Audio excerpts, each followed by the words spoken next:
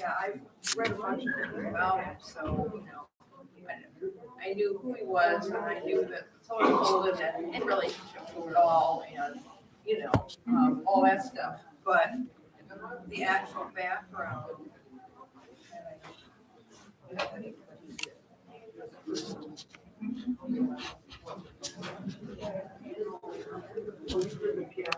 I'm sorry. I did it.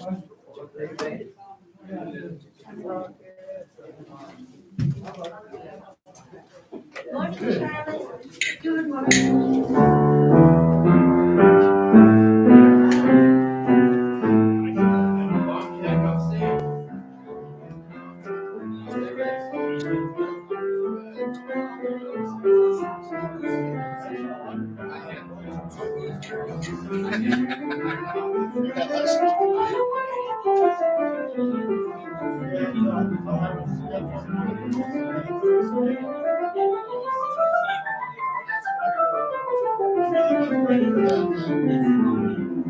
I bought the ticket January 6th. I'm out of here. I bought an electronic keyboard to plug into my computer so I I got can to swim this. learn how to play music and do all kinds of power. I got the keyboard. I haven't really figured out the software. But we'll get there.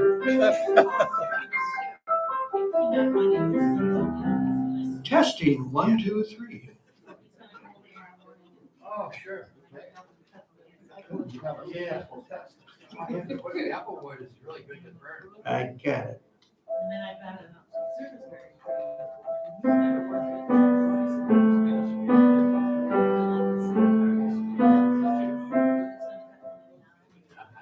What kind of tree is it? Oh, okay.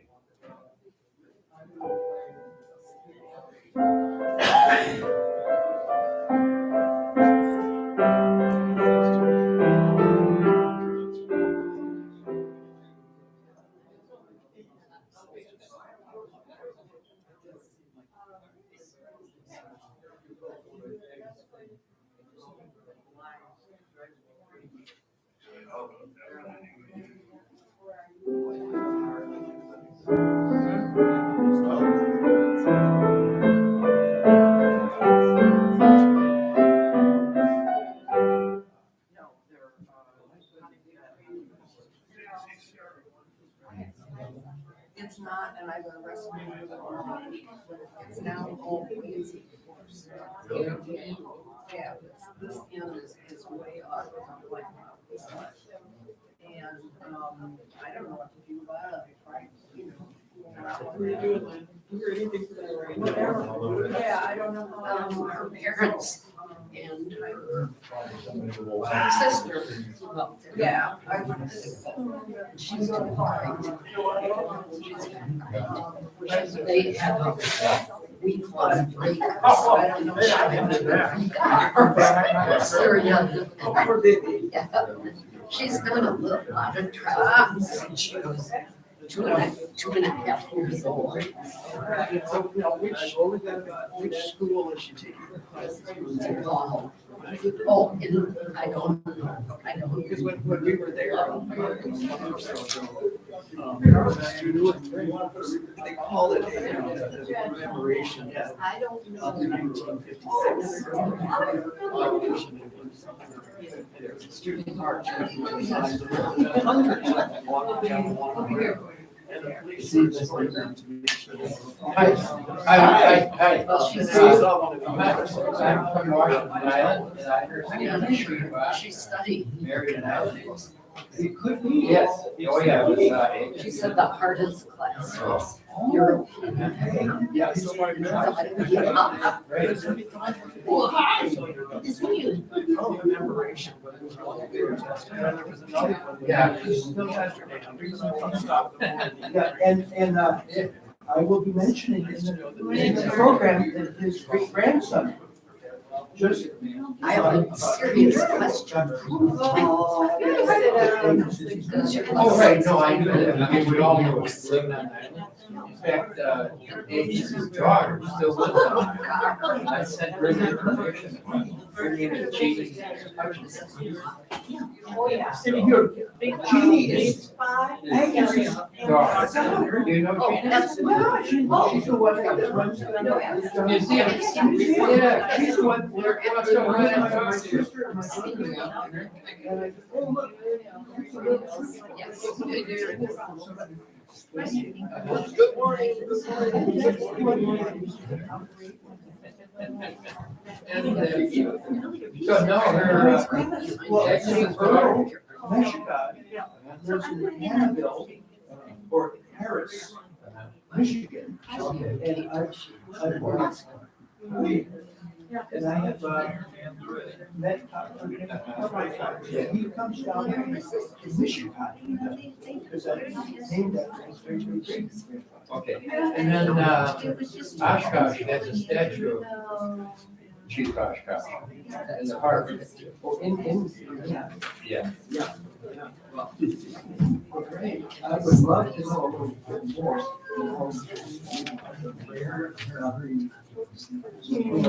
The county acknowledged the nominee.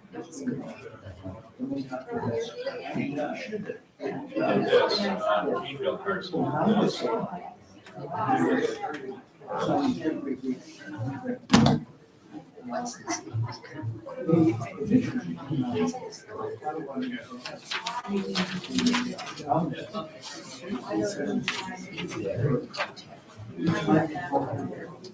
That's okay. I just checked. Thank you, sir. You bet. You certainly know,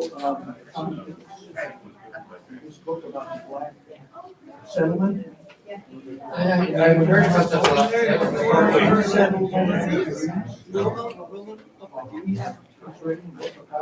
Is that on island also?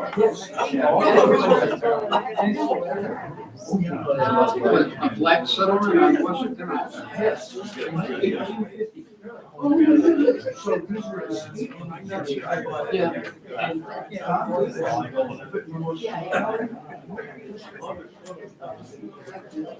That's something interesting. It's a beautiful novel. Maybe we could get in this one.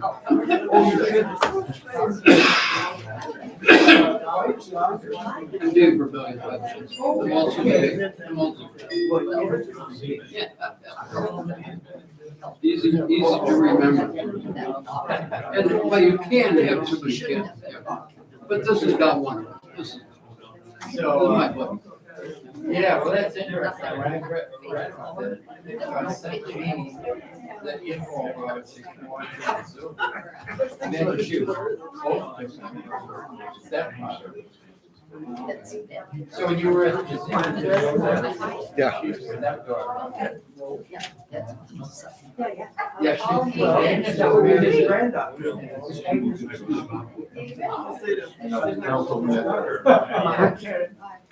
Did you get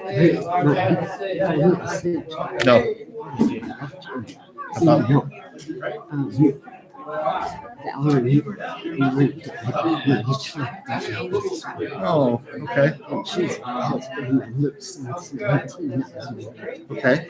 And either I or Karen Williams Okay.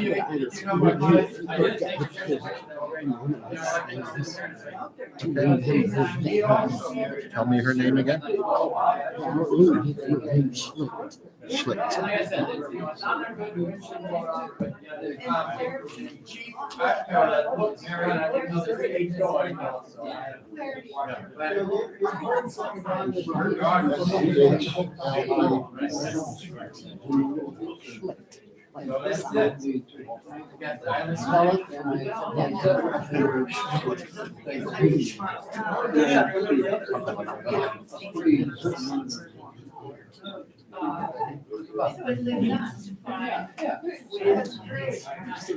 Okay. We're gonna bring that up in Joys and Concerns. Thanksgiving, belated Thanksgiving. and we'll dedicate all the others. Perfect.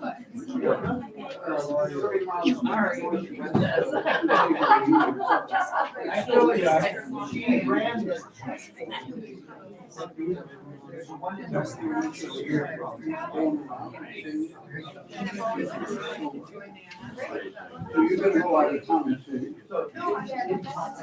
Thanks to your group for all that you guys do. Didn't quite work out the way we wanted. Well, Ball games. well, the Johnson knows how to handle resistance. That's all I know about Or at least his minions do, anyway. Oh, I'm good. I'm good. I still don't understand why I didn't see an ad from the Democrats showing January 6th and Ron Johnson's response. Well, I came up with this guy. He did records the way Of course it did. Unfortunately, there wasn't. No, there wasn't. Yeah. Yeah. Thanks.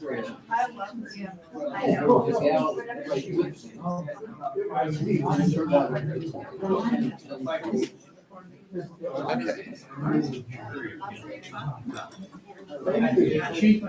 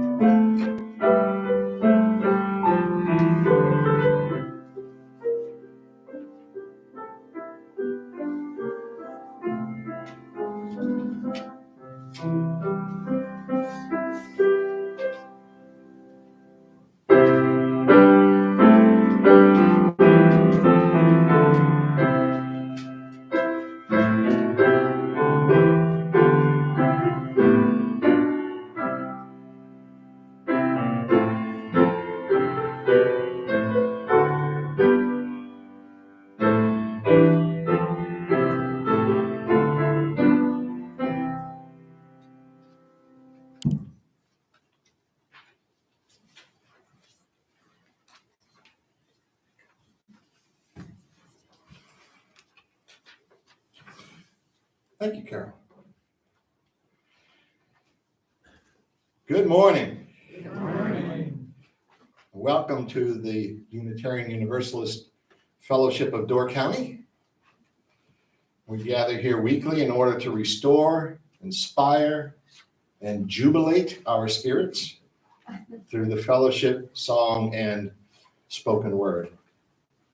All are welcome here, no matter what you believe, who you love. Feel free to express yourself authentically with joy. Unitarian Universalism is an association of congregations throughout North America and around the world who gather not around a certain creed describing what we will think, but around certain covenants describing how we will be with each other. It is our custom to welcome visitors and those who have been away for a while. If you are willing, please stand and introduce yourselves so that we may greet you, and Terry will bring you the microphone.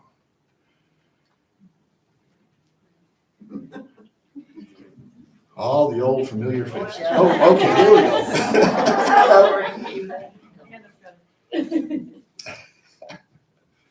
How about Anna? This is my sister-in-law, Jessica Grassi, and I'm very excited to have her here with me today and maybe even next week. Ah, Yes, thank you.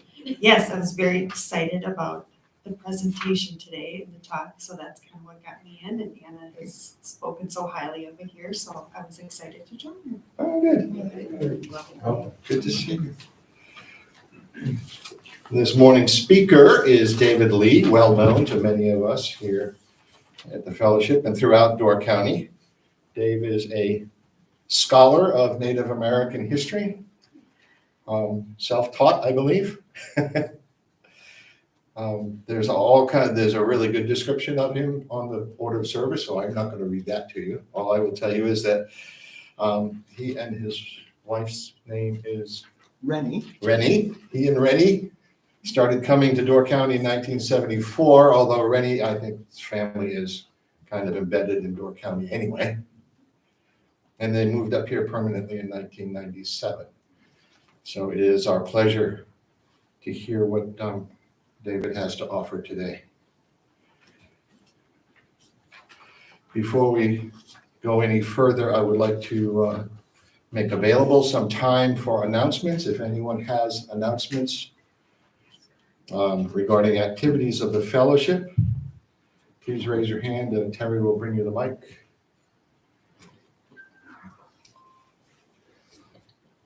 Just a quick reminder that there is coffee today, coffee and tea.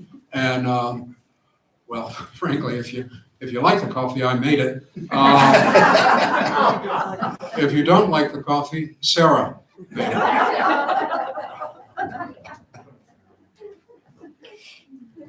Okay.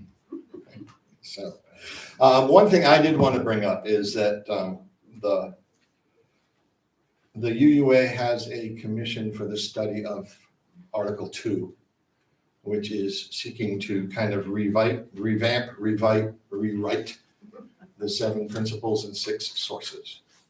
They have a draft that is available to you. If you go to the UUA website and look up the Article 2 Commission, you can download a copy of that draft. And what's today? 27th? Time available for public comment is tomorrow. There will be an opportunity, however, for congregations to send delegates to a conference prior to General Assembly to offer amendments and such. So if we feel impelled to do that, we might want to start thinking about that.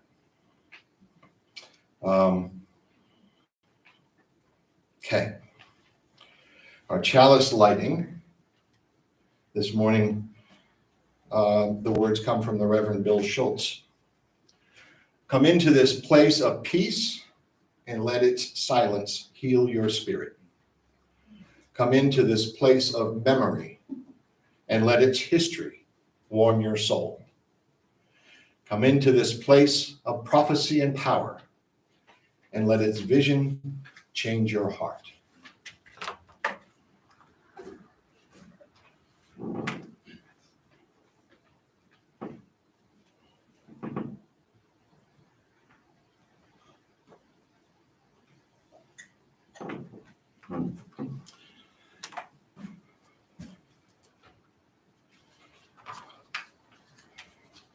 Our opening words come from a poem by the Lakota poet, Layli Long Soldier. The name of the poem is, it's a long poem called Whereas. This is a segment from it. Whereas I query my uneasiness with the statement, Native peoples are endowed by their creator with certain unalienable rights, and among those are life, liberty, and the pursuit of happiness.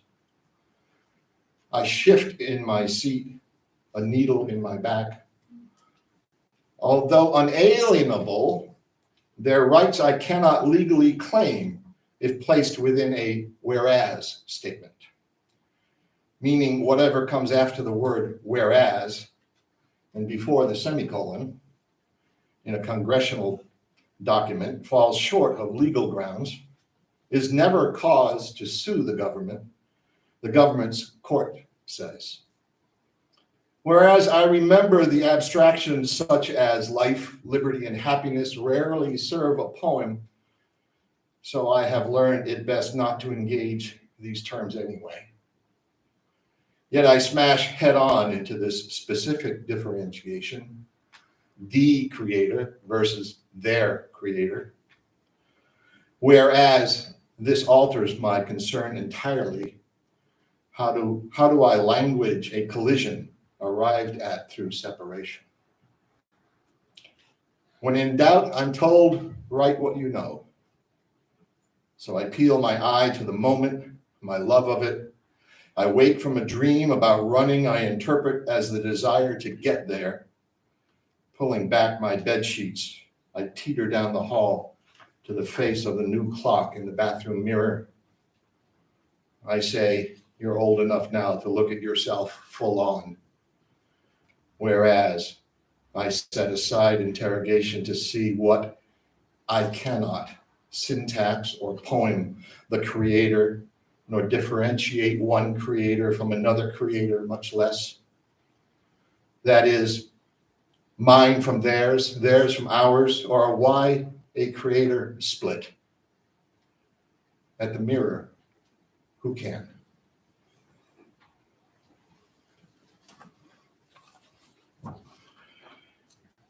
Our opening hymn is misprinted in the order of service. It's actually number 52, In Sweet Fields of Autumn.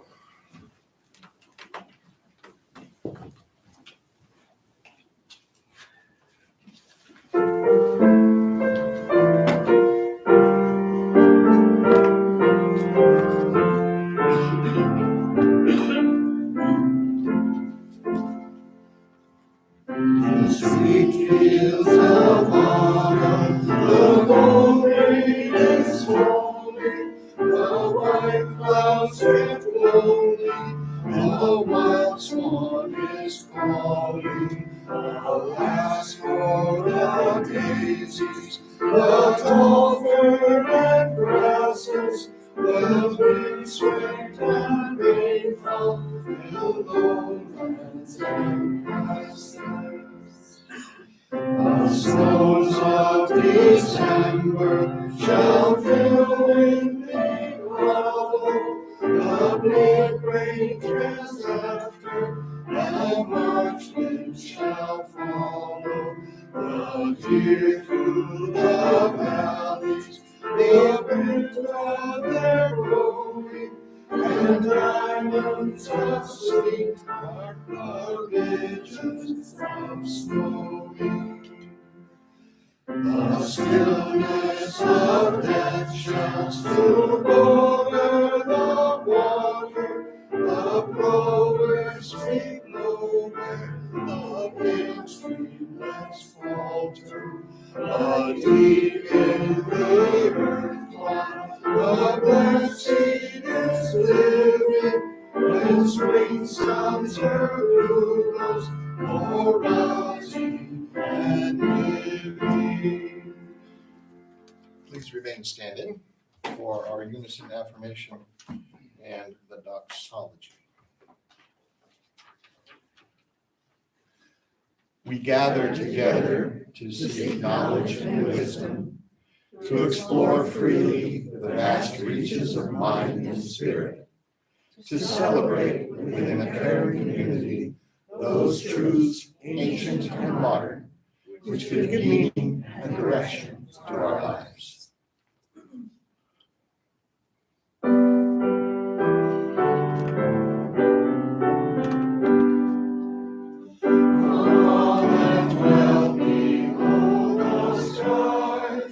Let songs of hope and faith arise. Let peace, goodwill on earth be sung. in every land, on every tongue.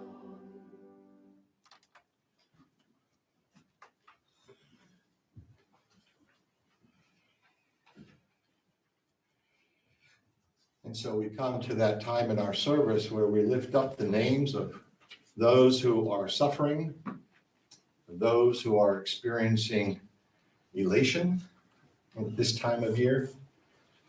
We open the microphone to anyone who has a joy or a concern to express. Please remember that we are on the internet and you should not be lifting up names that you do not have permission to broadcast.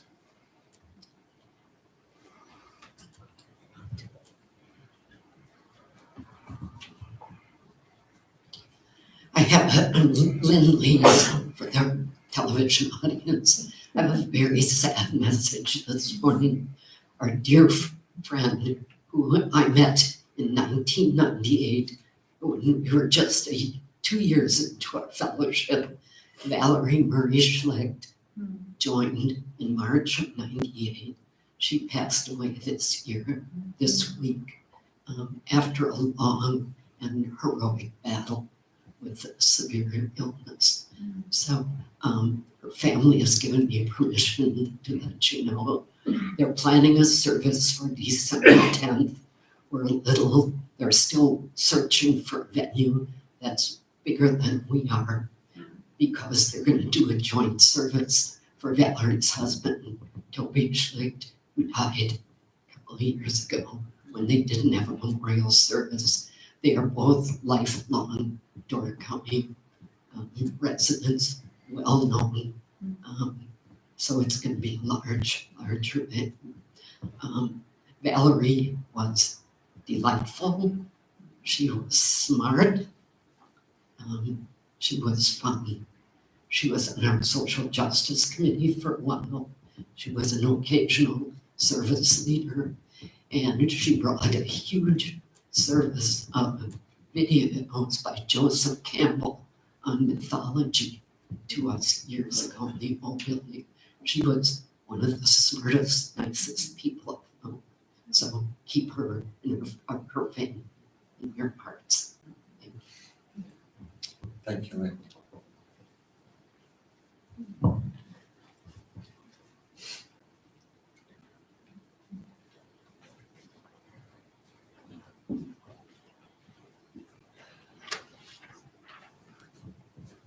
I would like to share a joy.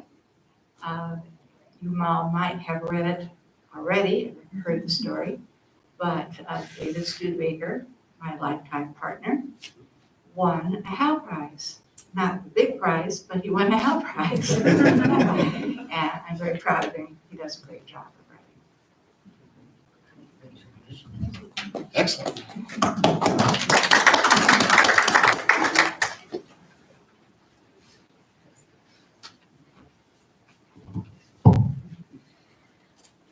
Okay, so now it's time to dig into our pockets and our purses and collect the morning offering.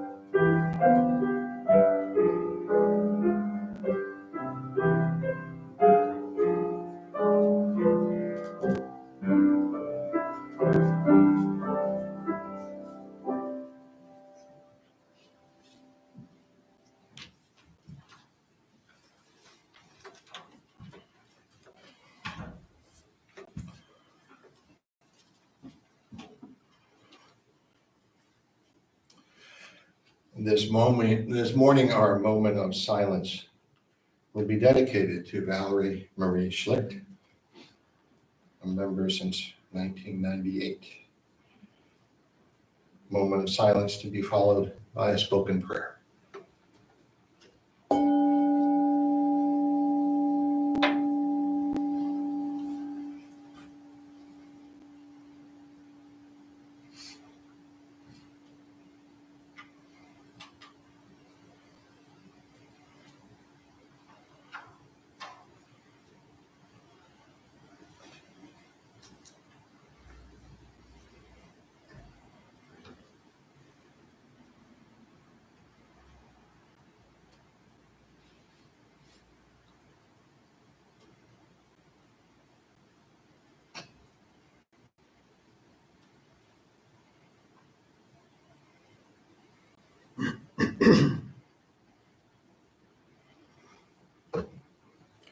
The prayer is an Indian prayer, comes to us from Tom Whitecloud. O Father, whose voice I hear in the winds and whose breath gives life to all the world, hear me. I am a man before you, one of your many children. I am small and weak. I need your strength and wisdom. Let me walk in beauty and make my eyes ever behold the red and purple sunset. Make my hands respect the things you have made, my ears sharp to hear your voice. Make me wise so that I may know the things you have taught my people, the lessons you have hidden in every leaf and rock. I seek strength, Father, not to be superior to my brothers, but to be able to fight my greatest enemy, myself. Make me ever ready to come to you with clean hands and straight eyes, so that when life fades as the fading sunset, my spirit may come to you without shame.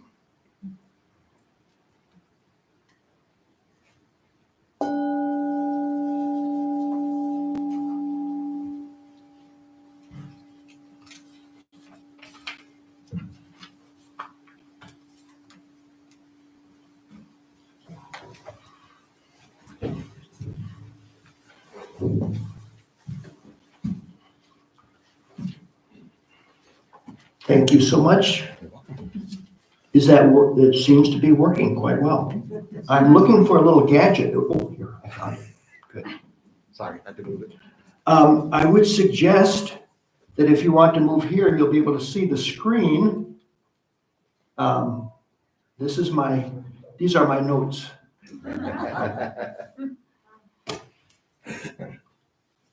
Thank you so much for inviting me here. We do, on occasion, come to enjoy your wonderful events and services. My wife and I, being Baha'is, have a very warm place in our heart for the Unitarian Universalist Fellowship. It's the closest that you may come among the Christian denominations to the spirit of the Baha'i faith. As mentioned, I've been very interested in Native Americans for a long time. And this is very much fulfillment of that interest. I've been here I've been coming to Door County since 1974 when I first came to visit Rennie's relatives. She came to visit mine. We met in Germany. And this, I believe I saw this at that time for the first time, and I kind of wondered, golly, that's something from the Indians of the south of the Pacific Northwest, totem pole. And I was a little skeptical, what's it doing here? And then I saw the little one at Chief Oshkosh, and I said, oh my gosh, here we go. The Indians having to live up to European ideas. And I joined the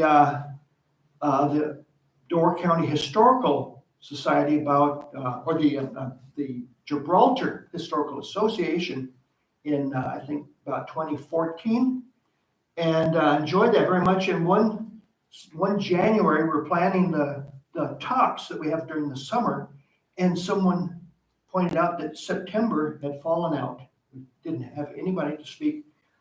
and kind of looked around. Is there anybody can fill it? And I said, well, I know more about the Iroquois and the Pomo and the Navajo than I know about the Indians that lived here. So I said, I would be willing to do some research on this man that's buried near that totem pole. So I took on the idea of doing some research and giving a talk. Now, as you know, here we go. Here's where the pole was. It is no longer there.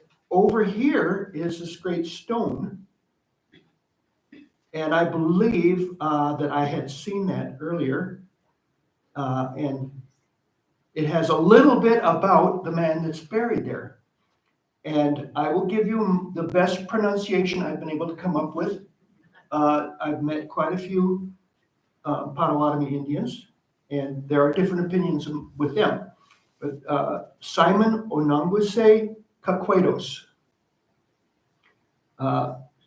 head chief of the Potawatomi Indians, he was the last descendant of a line of chiefs who ruled over the Door County Peninsula for many centuries. He was born, and it gives us the date, 1851 to 1930, a true and worthy Indian. And I was a little skeptical when I read that. Why true and worthy Indian? He was a true and worthy man. In any case, I wanted to get a little more information. I knew a really good place to go would be the Nature Center, because I knew that Kathleen Harris is very knowledgeable. And she showed me this picture in a little binder, and that's what really got me going. This is Memorial Day, 1931, at the funeral. I think you may have seen that on the announcements. The funeral for Simon Kakwedos. And it's just amazing. At least 200 cars, and they estimated 15,000 people came to that funeral. And it was such a puzzlement. 1931, 2 years after the Depression began, after the stock market crash. And then in that same folder was this little postcard, colorized postcard of this gathering of Indians, and 4 years previous to that. And I said, my goodness, well, does this have something to do with this Simon Kakwedos? Was he there? I just had no idea. Then I began to find articles that were in both that folder and in the some of the information at the Historical Society. And there was quite a bit of information from talks that he gave. And particularly this one on the right here, Address of Venerable Indian Chief Thrills Large Audience. This is in the Door County Advocate, but it's about a talk that was given in Kewaunee. And you can see it's in 1929, August of 1929. And one thing that popped out at me was it gave a location of the village where he was born. At first, I got a bum steer. It said, if you can see down here, it says that the Indians were given a reservation in Carlton at Black Earth. So I looked at Black Earth on my Google Maps, took me way up by Madison. No, that couldn't be it. But then it said in Carlton. I said, I never heard of a town called Carlton. But then I went to my Google Maps, and well, as you can see, here's Kewaunee, and here is the big Kewaunee power plant. See that big swath of white? This is the township of Carlton. So it's a big square like Gibraltar, township of Gibraltar. Where's the town of Gibraltar? There's no village but Google they had put Carlton. Now I added the Black Earth on my particular Google map, but they had put it right about here. So that kind of drew my eye to, well, here is a nice river coming down here. If you're going to have a village, it has to be near a water source. And here's a nice low-lying area where you could grow corn. So this looked to me pretty good. And in that article, should have shown you before, it mentioned that it was on the property now owned in 1929 by Mr. Fensel and Mr. Joseph Bauer. And I was interested to see on that map, and you can almost see it with this nice resolution from here. There is Bauer Lane leading to that farm. So I said, bingo, that's it. And I also found the picture from which that memorial plaque took its image. And you can see that the regalia, oh, by the way, I know I'm overdressed, but you can think of this as my Swedish, Czech, English, French regalia. But it's, it is quite different from Indian costume. So he has very traditional appurtenances that he wears. And look at that pipe. See the spiral stem to the pipe? Yeah, this is a very special pipe. Here are two other pictures of him wearing a little different version of the regalia that he felt was very traditional to his people. He was very particular, I found out about that. Here's another regalia that he often would take on, and we'll talk a little bit more about when he would wear that. Here is, as a little younger man, this is one of the most beloved pictures of the Potawatomi of that live in Wisconsin. But I did go to this area, that Sandy Lane, and or Sand Bay Lane, and I stopped at the bridge over that, what is the branch of the East Twin River, what used to be the Mishicot River. And there's quite a big cornfield there. And I kind of got the, in my imagination, I imagined this would be the place.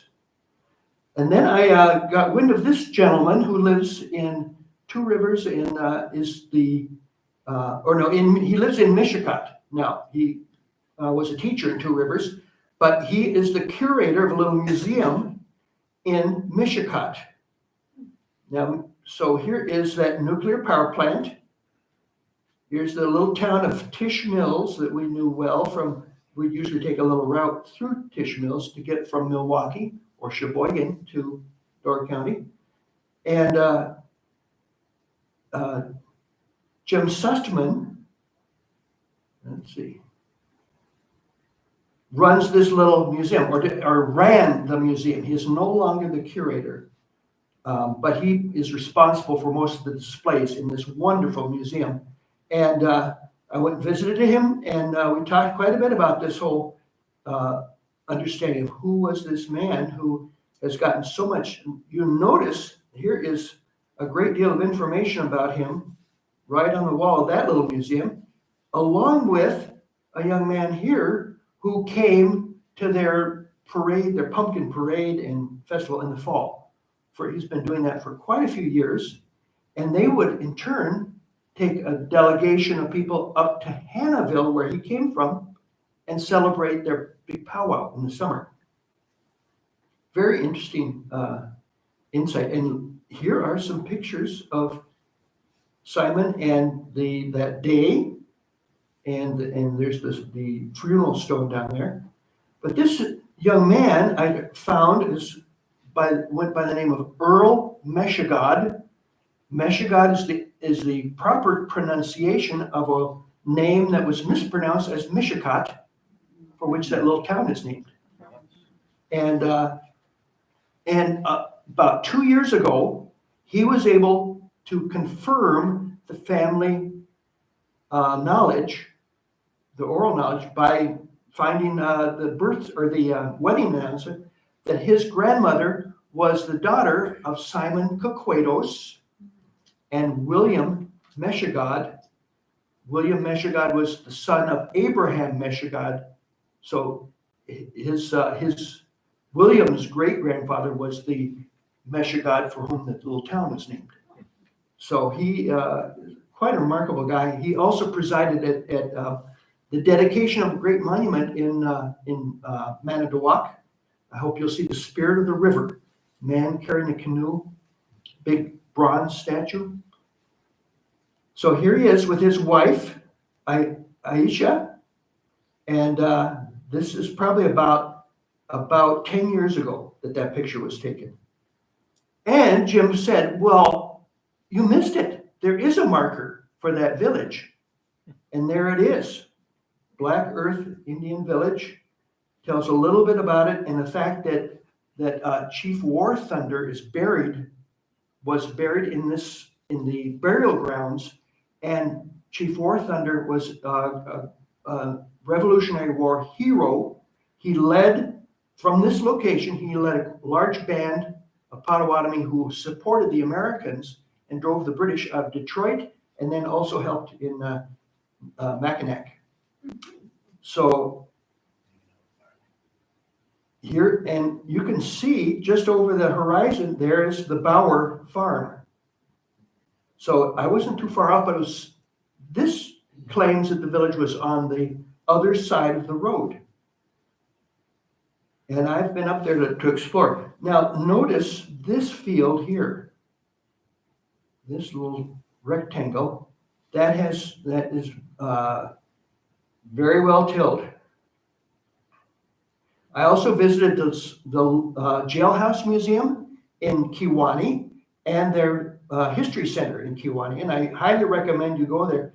This is a wonderful artifact. This is a deed stone that Simon was shown on a visit there and said, oh, there it is. I was wondering where that went. And he knew the whole story behind the origin of that stone. And if you want to go down there, you can find out all about it. This is in the Jailhouse Museum. Some very fine artifacts, most of them probably collected at that site. Now, here is a group at one of the Kewaunee County fairs, group of Potawatomi, and over here is Simon Caquedos. So this is just an overview of that whole thing again. So I found out through letters and through many articles that I dug up that Simon would overwinter here. He was born in that little village. Now, I usually pronounce it Makadawagikok, but there are several different versions of how to pronounce it. I won't ask you that. You don't have to take notes. But he would go, he and his father and mother and his grandfather would proceed as soon as spring struck and start up into Door County. Now, this is where his father passed away, near where his father passed away in Whitefish Bay. There was a little village along what we call now Whitefish Bay Creek. And this is a wonderful demonstration village there at the park. I hope it's not looking quite as nice now because Mike Madden hasn't been back to spruce it up. But this is a view of where his father probably passed. There was a village, there's a little branch of that creek that goes back this way. I just recently found out, and that's probably where that village was. And but they would eventually reach Mink River almost every summer. So from 1851 until about 1862, he would make this trek with his family, and they would probably have a little village right over on this side where the woods are very deep. But it's a wonderful spot, lots of resources, just gorgeous woods. I hope you've all taken a hike back in that area. But they also, you see, this is not far. There's Sister Bay, there's Peninsula. It's not far. So apparently they would quite often, on the way back or the way up there, they would go the other side and stop in at what we now call Ephraim, because they would do honor to his great ancestor, Onanguase. And this is probably a bit what that village down near Kiwani, Makadawakikok, looked like. They were very substantial wigwams, very practical little dwelling. They had no buffalo hides to make teepees, and the teepee was really an adaptation of this basic idea to the prairie resources. And I find that quite often they'll call these teepees in the news articles. That name just stuck. But the wigwam is an Algonquian word meaning home, shelter. And there were many, many different variations. These were winter shelters because they would branch out during the summer to collect resources. And then in the winter, they would all gather where they could all have a nice warm shelter and gather around the fire and tell the stories. There's another good version. You can see it's mats made out of bulrushes or cattail down below, and then bark roof. And then there is a flap at the top, which could be adjusted to the direction of the wind. Very, very efficient little building. And you can see from this museum reconstruction, it was very well appointed. They would usually have mats on the floor. They would have little seating racks and sleeping racks to keep you up above the moisture on the floor. Lots of places to hang things. They usually have nice little shelters for cooking outdoors. There'd be a fire indoors, cooking fire outdoors. There's one thing here that is not pre-European contact. I don't know, can anybody spot the one thing that's out of place? The iron or brass pot. Yeah. And I wish I could go into that, but I've got to get through my slides here. So they would travel up and down every summer, all these little bands. There was one in Fish Creek, Mago Shikani it was called. Good place for fishing. And you'll see in a minute there, he had names for almost all these villages that he gave.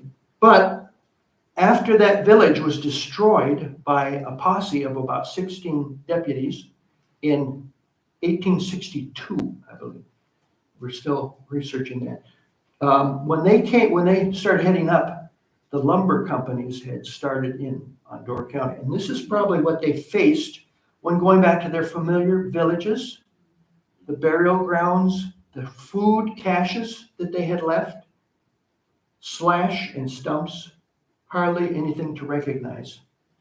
So from 1862 to 1871, they searched all over Door County for another place to be more of a permanent dwelling. In 1871, Chicago burned.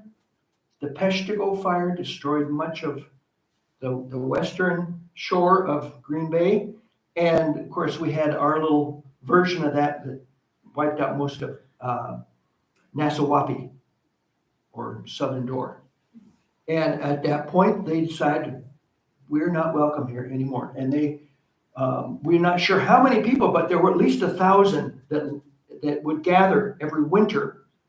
So most of the bands from that group left, and his group certainly left in 1871. They just crossed the ice, probably went across Chambers Island, and they went over to Cedar Creek. You can see that's right across the bay. So, or they might have left from Ephraim, went across to Cedar Creek.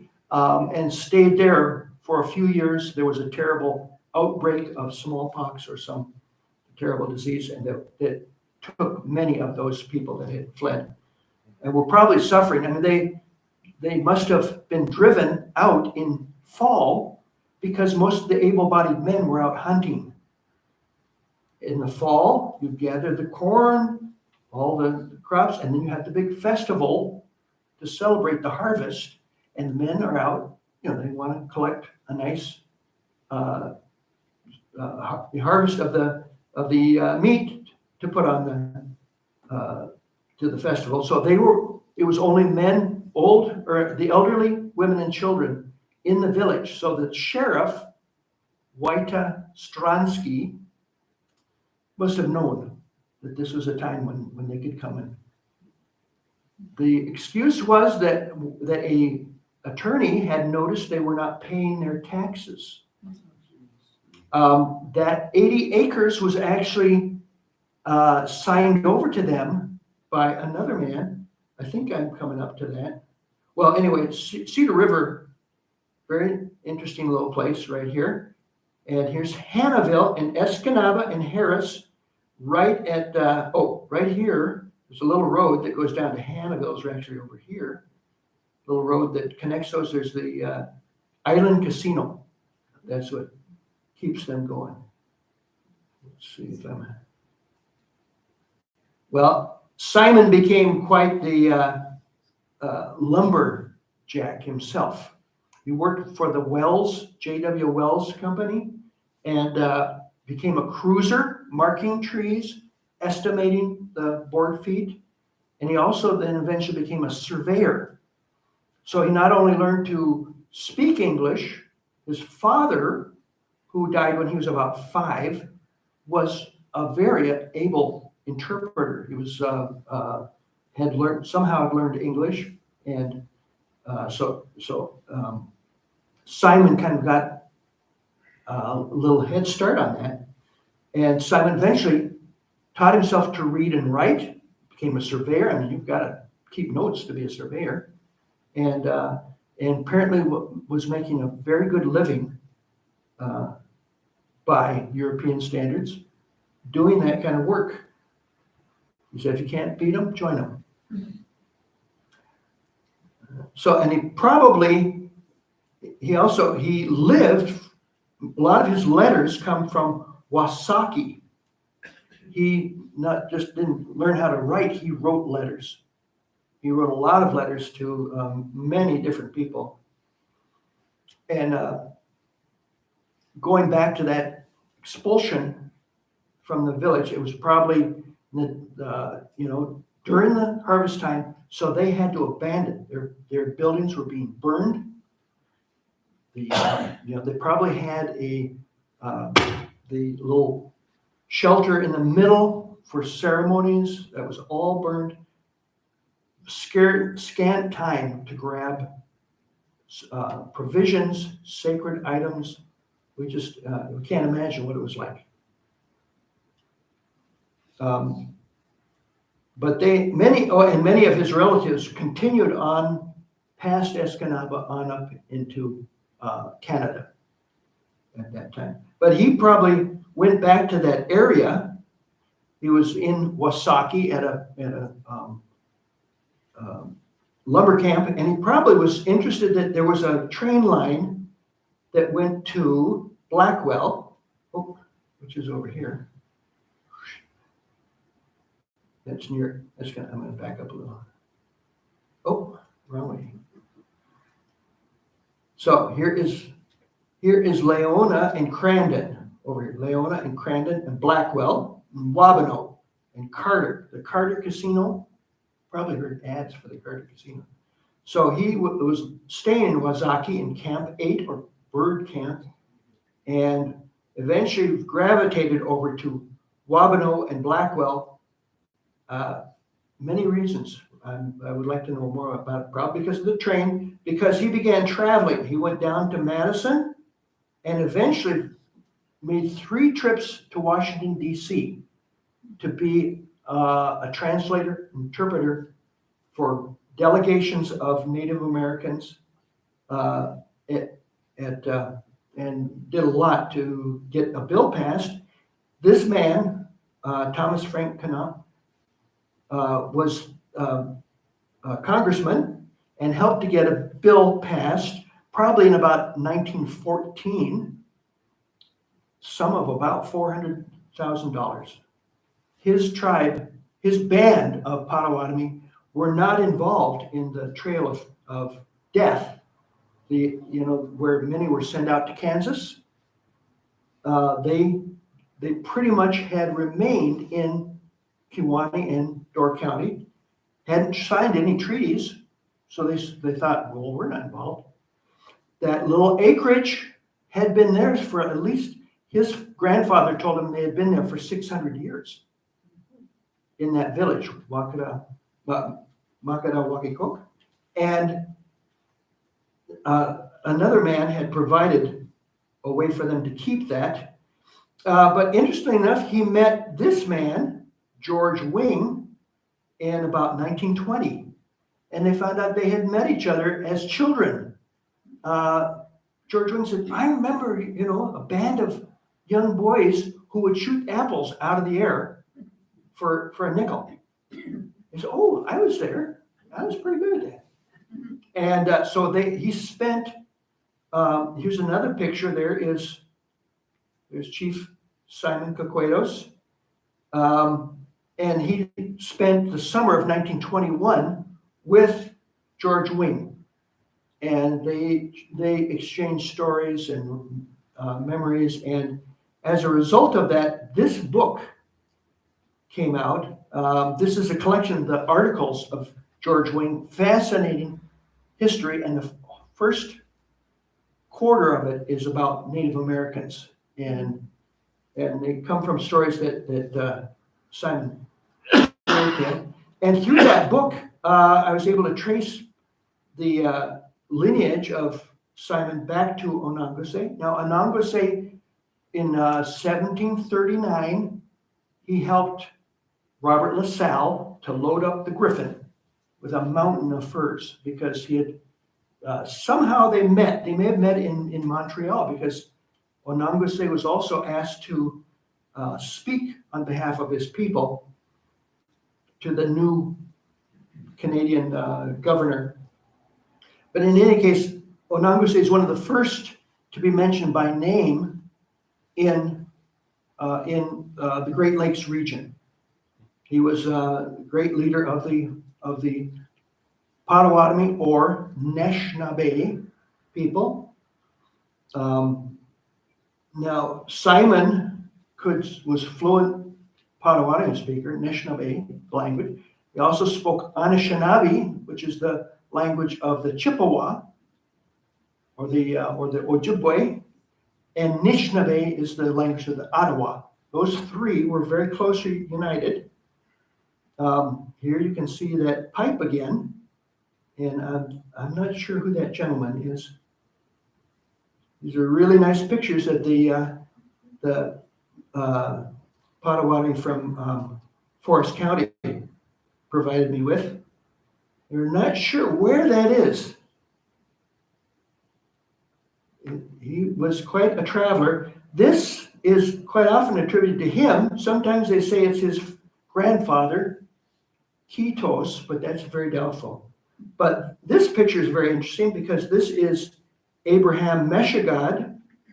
This is Wamagaseko, who's mentioned quite often. This is Royley Waters. I cannot remember to pronounce his name in Anishinaabe. This is Dr. Akewise, mentioned, or Dr. Ben, they often called him. This is David Kisek, and this is David Nsawakwet, who is mentioned quite often as David Crutch or David Crotch. And I was speaking with Earl Meshagad, and I said, that's got to be a mistranslation. Which would it be, crutch or crotch? He said, well, it's like the crotch of a tree, Nsawakwet.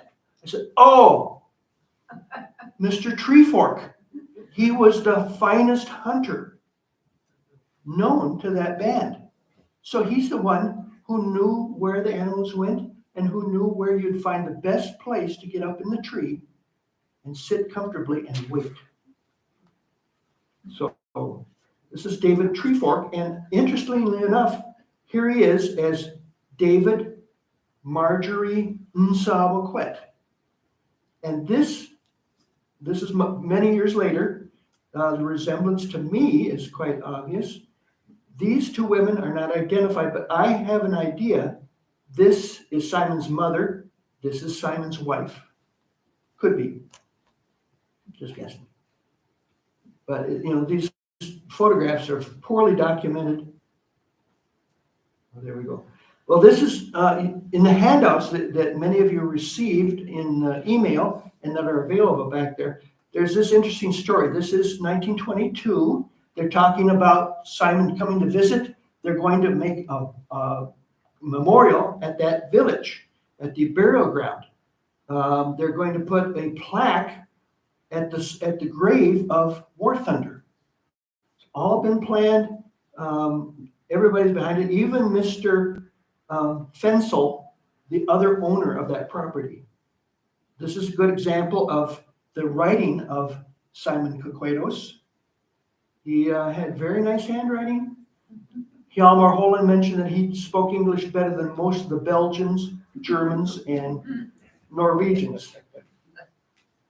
But this is a document. He would send letters to Charles Brown, who was the head of the Historical Society, to Charles Broughton, Publius Virgilius Lawson, quite early anthropologist and historian, and J.P. Schumacher, for whom there's a Schumacher Point down in Southern Door, Schumacher Road.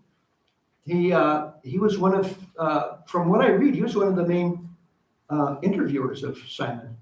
But these are some of the letters that he wrote to George Wing. You can see they're addressed to George Wing. This is 1921, and they were really working to get that realized. He also passed along the names of many of the familiar locations to us, and that's on one of the handouts. Well, I really like Egg Harbor was known as Chebea Skidaming Ghost Harbor. If any of you know the little brook that goes past Chief Oshkosh disappears into the rocks. That was a natural berm. That might be the. But then in 1926, this article, or 1925, sorry, June 26th, he comes back to visit. George Wing, unbeknownst, had passed away. He was unable to find any of his friends and family of George Wing, and the field, or the burial ground that was going to be commemorated has been plowed up and planted. Then in about a year later, 2 years later, 1927, I found this letter in a cache of letters. These are letters that I was able to photograph in Green Bay, letters from mostly to George Wing, but to the clerk of the court there, he writes, my dear friends, just a line to let you know that my condition today, I am very poor now. I have nothing to eat someday. I have no friend to support me. You probably know yet I am old. I was born at Kewanee a week today, 76 years ago. I am not able to work anymore. If you will be kind enough to help me, a little something to eat, to live. Just a man at the end. He had done all that logging work in the cold water. He was renowned for leaping about 16 feet. But maybe a month later, this man showed up in Blackwell. Hjalmar Holen, the founder of the Historical Society here, looking for him. He said, we have a project and we need you to officiate at the dedication of this pole that I've thought up. And as you know, he wrote a lot of history. This was his home, Hjalmar's. I believe this is Hjalmar over here, man. This was his home right below where the tower is now, the Eagle Tower. It had to be abandoned and torn down. And he lived here for many years. And this is where he housed Simon and many of his companions, because this is indeed Simon and 30 of his friends from Forest County near Crandon. This is him right in front of the pole. See those two white bands? Come on. There. That is from this coat, which he often wore. It's a Civil War era soldier's coat, which was given to him by someone, they're not sure who, but a friend. And then someone embroidered those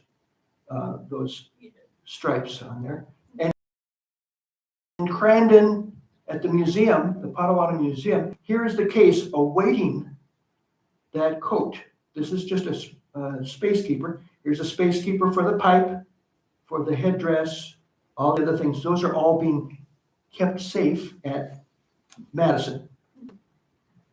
So this is August 1927. Hjalmar probably showed up with $100 at least. Said, please bring your people. He provided the train ticket to Sturgeon Bay and then rented a truck that brought these 30 people. And as they left, they gave him $100 for the trip back. And Simon said, this is the first time the white man has not only kept his word, but done more than he promised. So how did so many people come to that? I think we have to attribute that to a little bit to Henry Ford, because this is 1920s. 1920s. There were about 1,000 people at that dedication of the pole. So in 31, Henry Ford started churning out those flivvers in 1917. So this is just 14 years later, and the car has become universal. People were getting the bug to go out and camp and explore, and Hjalmar Holland, I think, was a very good publicist. He let people know, put ads in papers, and but also right in the 20s, a lot of historical societies were being formed for the first time. You know, the settler era was kind of over, and now they were settled in their little villages. And Europeans were saying, well, how did we get here? You know, what happened?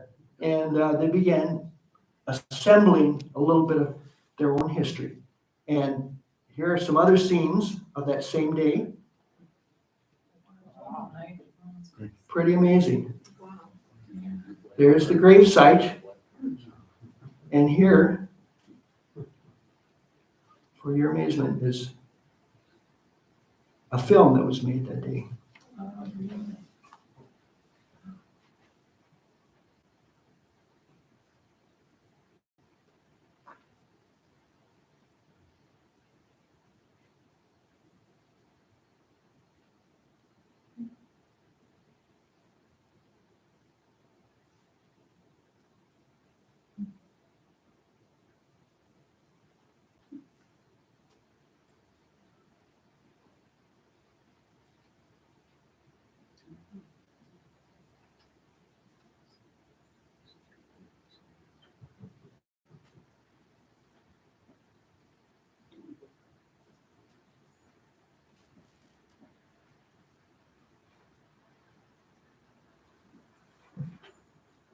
Many of these men were also at that pole dedication.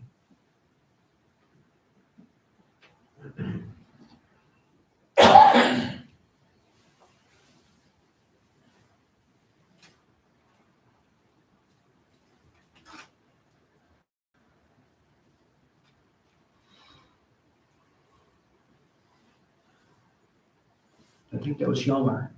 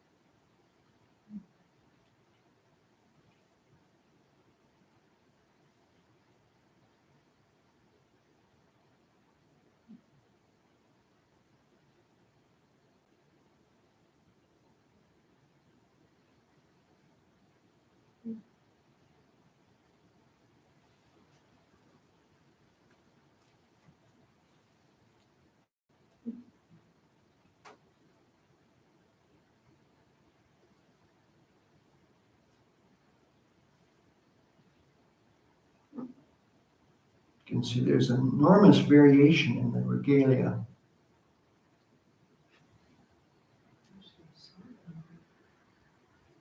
I'm sure this is basically to accompany the spirit on its return.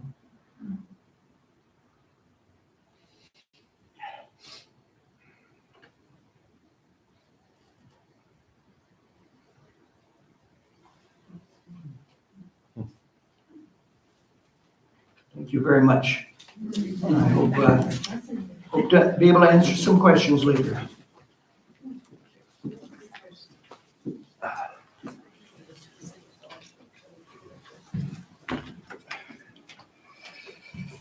Wow. A lot of information there. Thank you, David. Okay. Our closing hymn is number 134. Our world is one world.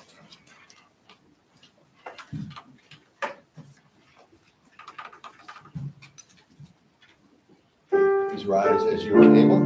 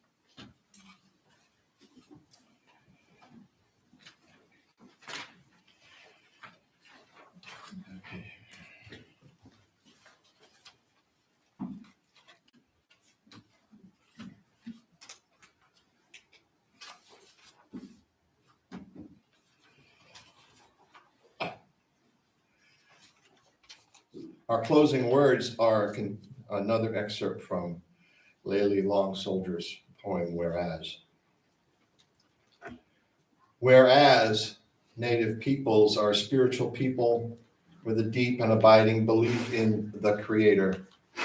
And for millennia, Native peoples have maintained a powerful spiritual connection to this land, as evidenced by their customs and their legends.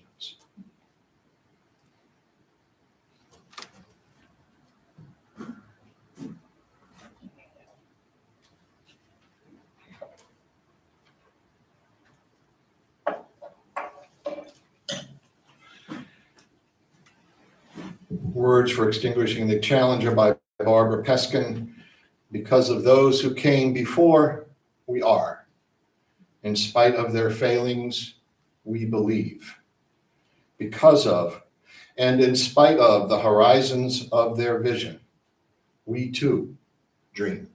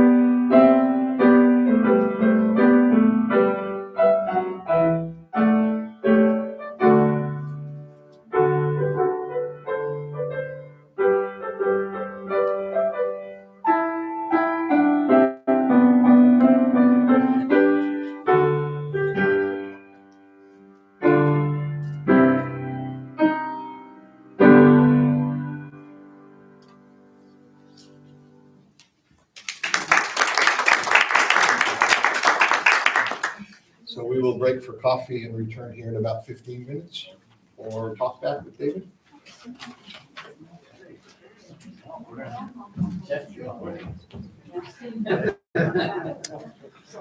Thank you for joining us. Have a great day.